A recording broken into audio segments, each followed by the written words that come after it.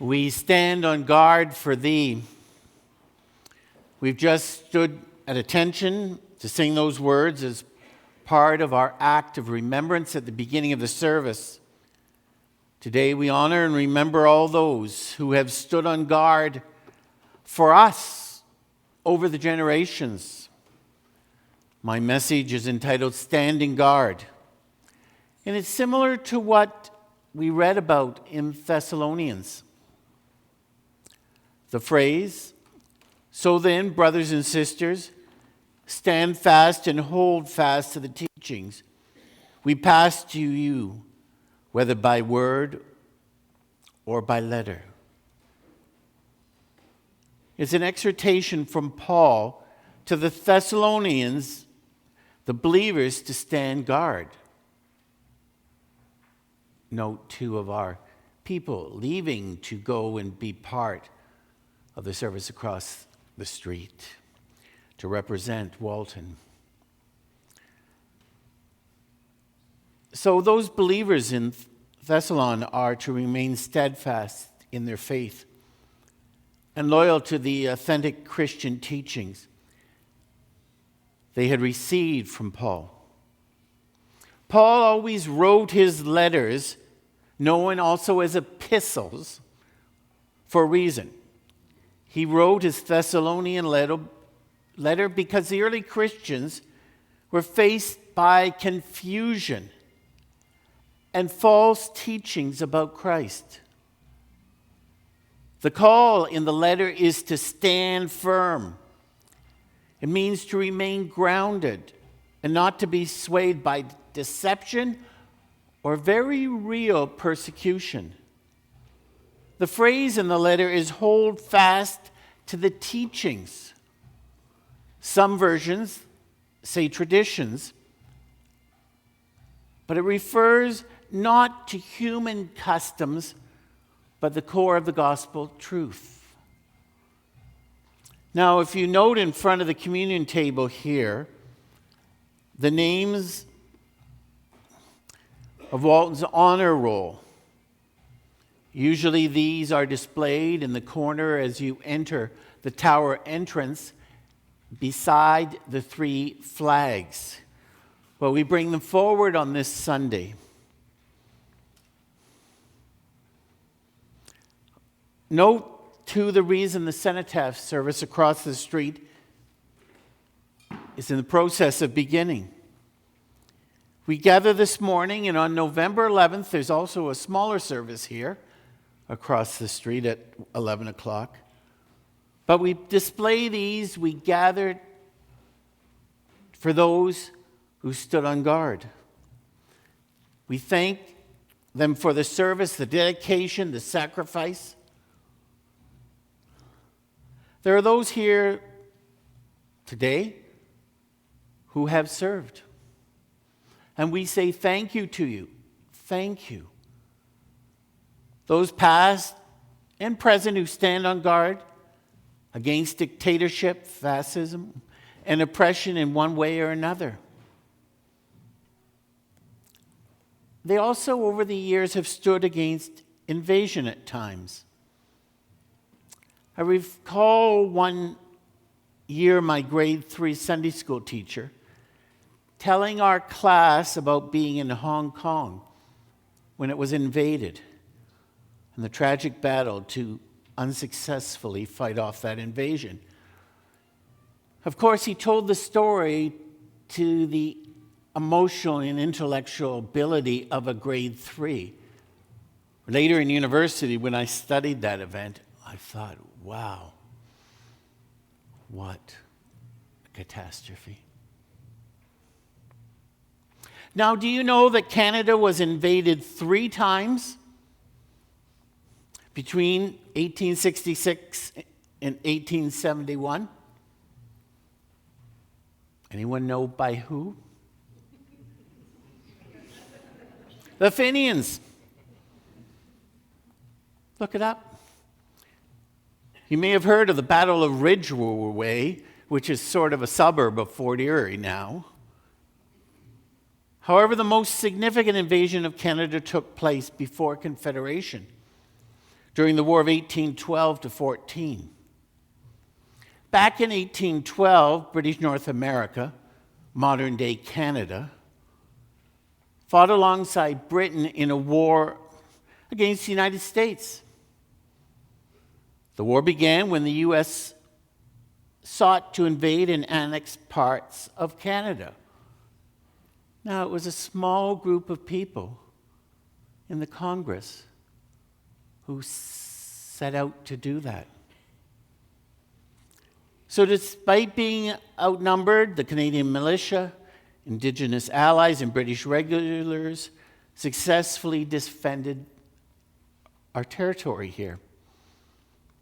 And we think of names like Queenston Heights, Beaver Dams, Stony Creek, Lundy's Lane, Chrysler's Farm, and so many other names. The War of 1812 became a defining moment in Canadian national identity, uniting diverse communities in defense, and it's one of the things that helped lead to Confederation. Now, in 2025, there are tensions between Canada and the United States, again, by a very small group of people. A president with tariff policies and wanting to annex Canada. So the echoes of the themes of sovereignty and resistance faced in 1812 were very much a part of our 2025 federal election and a part of each day. Many Canadians view this as an opportunity to reaffirm our independence and resilience in the face of such pressure. Much as our ancestors did 2 centuries ago, we are to stand on guard. Now, back to Paul's words in his letter to the Thessalonians. He says, "Stand firm is to remain steadfast, unshakable, denoting perseverance in faith, even in the face of trials. Hold fast, cling tightly, keep faithful what you've been taught,"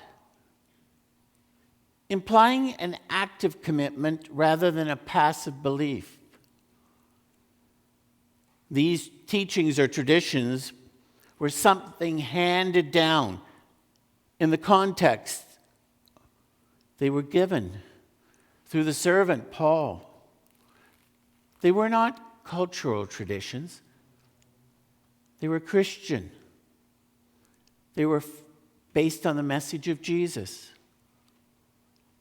So Paul encourages believers to remain stable. This is to hold no matter the cultural, emotional, or theological challenges they face.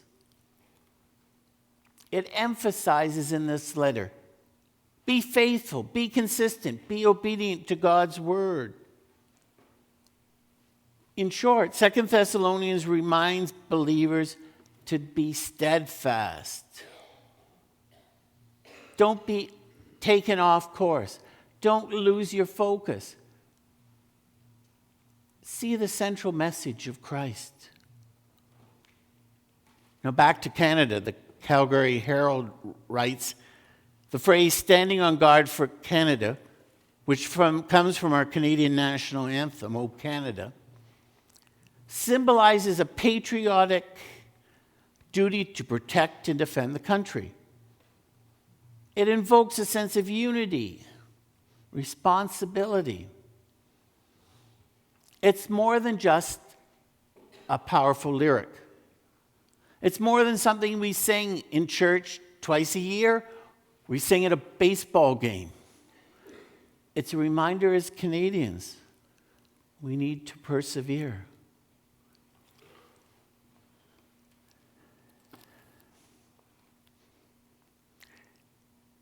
It's more than the elbows up message of the last months. On this day, Canadians are remembered who fell. who died, who were wounded in various wars and also in peacekeeping. And the phrase, stand on guard, calls citizens to be in guard in whatever way we can. So Remembrance Day ceremonies and observances, including the 2 minutes of silence, serve as a collective pause to honor veterans and active members who truly stand on guard for Canada. We have and have had recently Walton young adults join the armed services. It's become very real when I see kids. Some of them were children. I've seen them go from children to kids to adults and see them put on the uniform. There's both pride and concern. The phrase stand on guard is a reminder not only of the historic significances and sacrifices that took place centuries ago or decades ago, but that ongoing call to maintain our sovereign nature, support our military personnel and their families. It is an expression of national pride and a call to protect the freedoms and values that we cherish in this nation. In the going down of the sun and in the morning, we will remember them.